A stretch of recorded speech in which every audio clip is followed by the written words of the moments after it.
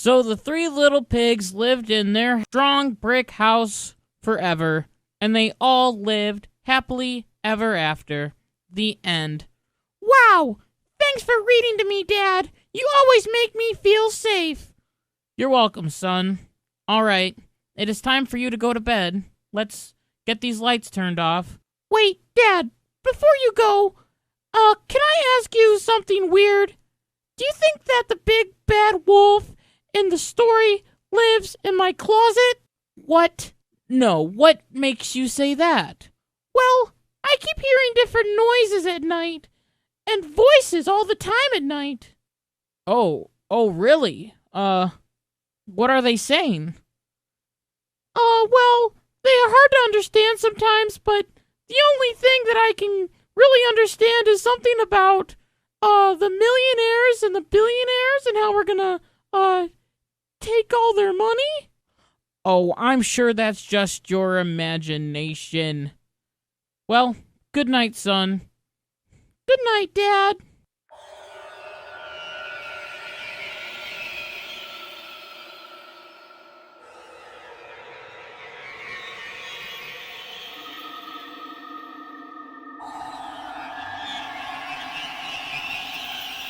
Shut up, kid. Can't you see I'm trying to give your dad free and affordable health care against the millionaires and the billionaires?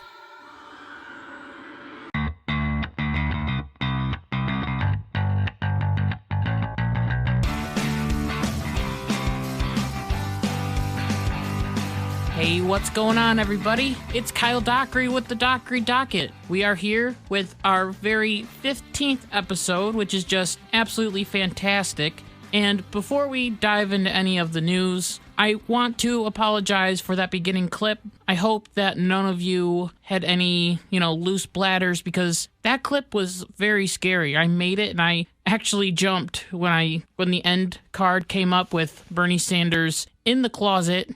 But we are going to have a full episode talking about Bernie Sanders and his absolute malarkey, okay? So I feel like this is going to be a very fun episode, so please make sure to leave a like, subscribe, all that good stuff. So as we go through this Democratic primary, we are realizing more and more that Bernie Sanders is definitely the scariest candidate that I believe has ever run for president. And I know that I talked about Bernie Sanders last week. We talked about his economic plans and how much they're going to cost the American economy, and how those plans are absolutely terrible for the American economy because it's just going to drain our funds completely right away. But Bernie Sanders has just continued to get scarier and scarier as he continues to win these different primaries. Now, I'm not saying that I'm scared of Bernie Sanders because I think he's going to beat Trump, because that is far, far away from the truth.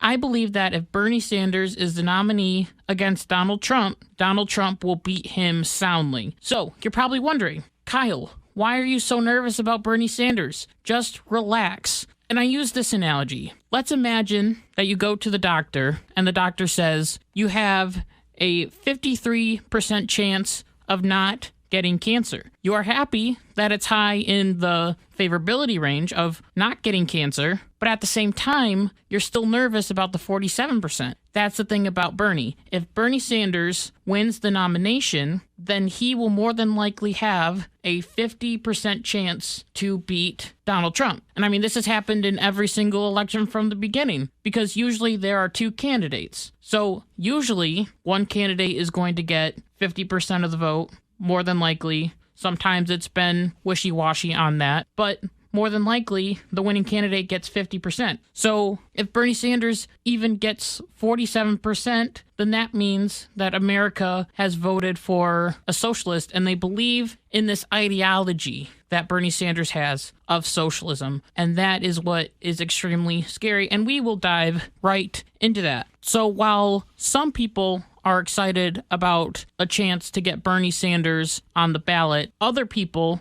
like the media, are absolutely going crazy about this. And I think we touched on this a little bit last week, how Van Jones was like, what are you guys doing? Chris Wallace was like, what are you guys doing? And a lot of other people on these major Democratic or more left-leaning news organizations are saying, what are you guys doing electing or wanting to promote Bernie Sanders? You know, this guy is a raging socialist. He's been a socialist since the very beginning, and Bernie Sanders openly endorses this language of socialism. He has called himself for a very long time a democratic socialist, which we talked a lot about last week. And what democratic socialism is, it's socialism with a special pretty little name in front to make it sound better. Once again, like we said last week, it's like saying democratic fascism. You still believe in everything ideologically fascist, but you put democratic in front of it and it's all good. No, that shouldn't be how it works. So this was very clear on Wednesday night as all the Democrats came together to have a debate. And now there were fists flying in this debate.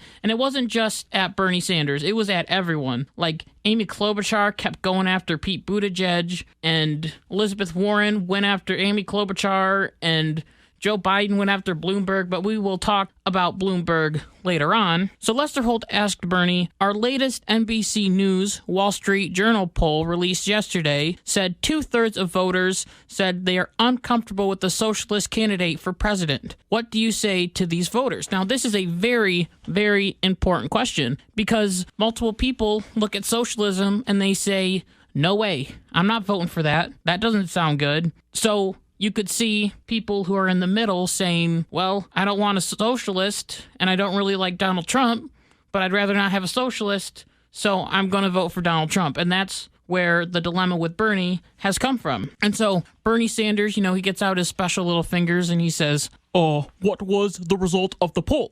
Who was winning? And Lester Holt was like, it's your question. You know, you can answer it however you want. And Bernie answers, the question was, I was winning, and I think by a fairly comfortable margin. Might mention that. And then he goes on to talk about democratic socialism. He says, here's the point. Let's talk about democratic socialism, not communism, Mr. Bloomberg. That's a cheap shot. Let's talk about what goes on in different countries like Denmark, where Pete correctly pointed out they have a much higher quality of life in many respects than we do. What are we talking about? We are living in many ways in a socialist society right now. The problem is, as Dr. Martin Luther King reminded us, we have socialism for the rich, rugged individualism for the poor. Now, when I heard Bernie Sanders say this, I got really, really scared. Like, what? He's openly promoting socialism. Now, it is interesting. It is very interesting to me that Bernie Sanders mentions Norway. Now, Norway has written Bernie Sanders multiple times and said, listen, dude, we're not a socialist country, okay? We're not a socialist country, so quit using us as an example. Sweden has also wrote Bernie Sanders and said, we're not a socialist country. Stop saying we're a socialist country. What the Nordic countries, which are Norway, Sweden, Denmark, Finland, all those countries, they are a market economy, which means capitalism, and they have a high welfare system, which means that the government pays for free healthcare, the government pays for family leave, the government pays for multiple things. And Bernie Sanders likes that model. Bernie Sanders likes that model, and he believes that that is socialism. But the people of these Nordic states are like, no, that's not socialism because we are clearly not socialist countries. Now, it is very interesting that he did bring up Norway, Denmark, and Sweden, which are, these countries are smaller than the United States, and as I said before, they aren't even socialists. So, do you want to know what countries Bernie Sanders has actually celebrated that were actually socialist, with a leader who adapted the socialist ideology, who loves socialism and everything that it was for? Bernie Sanders has praised Nicaragua, which has had a dictator as their leader for a very long time. Cuba, which had Fidel Castro, who most people were living on $2, and most people had to make makeshift boats to travel to Florida to get out of the communist country, which apparently to Bernie was just a perfect paradise. And he also praised the Soviet Union, which he honeymooned in with his wife. And as we know, the Soviet Union doesn't exist anymore. Maybe there's a correlation between communism/socialism and states absolutely falling apart. He's also praised the Venezuelan leader, Maduro, who is a dictator. He's praised him and loved him and is like, Well, at least Maduro gives people food. and it's just absolutely ridiculous. And it makes my head go crazy that people are supporting Bernie Sanders' agenda. It's driving me nuts. Does anyone else feel this way? The reason why he's mentioning the Nordic countries and not mentioning these countries that he talked about that were truly socialist is because people understand that these places where socialism, real socialism, has been enacted are terrible. People know what it's like in Venezuela. People know what it's like in Cuba. People know what it's like in all of these countries, and they're scared of it. And so, more than likely, the young kids are going to vote for Bernie, okay? We understand that. The kids love Bernie because he's going to give us all free stuff. But the older generation won't even touch Bernie Sanders with a 55.5-foot pole because they remember the Red Scare. They remember the Soviet Union. They remember the Cold War and how scary it was that at any moment in time, Russia could attack us. So after this whole ordeal of Bernie Sanders just rambling about socialism and Norway and apparently how the United States lives in a socialist economy, Lester Holt went to Mike Bloomberg, who we talked about last week. Remember Mike Bloomberg? As this was Bloomberg's best moment of the night, as he exclaimed, "What a wonderful country we have. The best-known socialist in the country happens to be a millionaire with 3 homes." So Mike Bloomberg just absolutely stabbed Bernie Sanders in the back and was like, ha, got him, because the hypocrisy is there. Bernie Sanders has 3 homes, and these aren't cheap homes. These aren't like a little shack in the woods. These are rich homes. They're mansions. And so Bernie Sanders just gets ruffled by this because he gets ruffled by everything. And Bernie came back at Bloomberg and was like, I have one house in Washington, D.C. And Bloomberg was like, well, that's your first problem. And that honestly made me laugh because he's saying that Bernie Sanders shouldn't be in Washington, which I agree. And then Bernie said that he Lives in Burlington, house 2, and like thousands of other Vermonters, I do have a summer camp. Now, I really wish that someone would go to Vermont. If you can get anyone out in the YouTube world, if you can get anyone from Vermont, anyone who's listening from Vermont, do you have a summer home? Do you have a summer camp, actually, is what he said. I really, really, really need to know. If you have a summer camp, put it down in the comments because I don't think a lot of people do. And Bernie Sanders is trying to be this, oh, I'm for the poor. I'm for the poor. I'm the strong person for the poor. But at the same time, he has a summer home. Most people, I believe, don't have a summer home. So Bernie Sanders is wrong on this one. And Mike Bloomberg absolutely pointed out the hypocrisy that Bernie Sanders had. So you're probably reading this, or you're probably hearing this. You're not reading it, you're hearing it. So you're probably hearing this and thinking, oh my goodness, Mike Bloomberg attacked Bernie Sanders. Mike Bloomberg must have done a great job at the debate. The Dockery Docket must have predicted the future once again. Because, you know, the Dockery Docket always predicts the future. And he said that last week that Mike Bloomberg was absolutely going to destroy these candidates. And he was going to absolutely destroy Bernie Sanders. And he was going to be the moderate. Well, I'm sorry to break it to you, but that really, really didn't happen, as Michael Bloomberg was absolutely obliterated by these Democrats. I mean, he walked up on stage and everyone was just like, we're going to get him. So Bernie Sanders had his bat out ready to hit Mike Bloomberg. Pete Buttigieg had his bat out ready to hit Mike Bloomberg.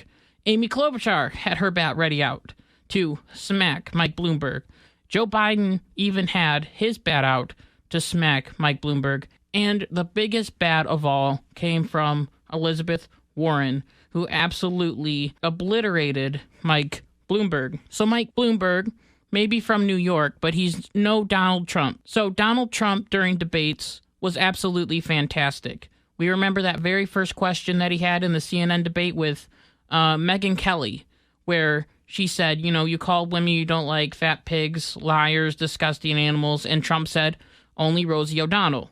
Well, Mike Bloomberg had one of these only Rosie O'Donnell moments in the debate. So Mike Bloomberg has a lot of people that have worked for him. And apparently it has come out that he has said very sexist comments to women. And so to make sure that these women don't say, hey, other women, don't work at this workplace because Mike Bloomberg is a terrible person and he's a racist and he's a sexist, he gives them money to say, hey, don't talk about this. Here's $10,000. It's called a non-disclosure agreement. Mike Bloomberg was like, oh, well, there's just a few little cases. You know, he's trying to, sweep it under the rug. There's nothing big here. Nothing wrong, nothing big. So Elizabeth Warren absolutely went ham on him for this. And Elizabeth Warren is like, well, how many were there? And Mike Bloomberg was like, and Elizabeth Warren was like, well, go ahead, answer. How many were there? And Bloomberg was like a deer in the headlights. He had no